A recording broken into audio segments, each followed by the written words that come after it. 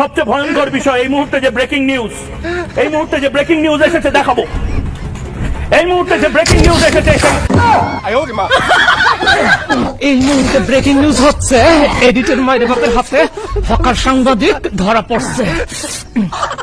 Guys বহুত জ্বালাইছে, বহুত আমাদের বাংলাদেশকে ছোট করতে আমাদের বাংলাদেশে পচানোর চেষ্টা করছে, ছোট করার চেষ্টা করছে, কিন্তু ছোট করতে পারে নাই। কারণ কলকাতা পর্যন্ত জানে এই সাংবাদিক নামের হকার যে কতটা পাগল টাইপের।